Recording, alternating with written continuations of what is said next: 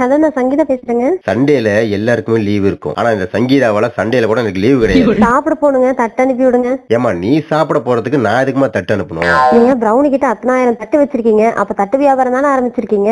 என்கிட்ட ஒரு வார்த்தை கூட சொல்லல. சொல்லிருந்தா பொக்கே அனுப்பிருப்பேன்ல. உன் பொக்கை யாருக்கு வேணும்? ஏமா நான் தட்டு வியாபாரம் பண்றேன்னு சொன்னா நம்ம கிட்ட வெரைட்டிஸ் ஆஃப் ப்ரௌனி பாக்ஸ் வாங்கிட்டு அது ஃப்ரீயா கொடுத்துட்டு இருக்கோம். பொங்கல் ஆஃபர்.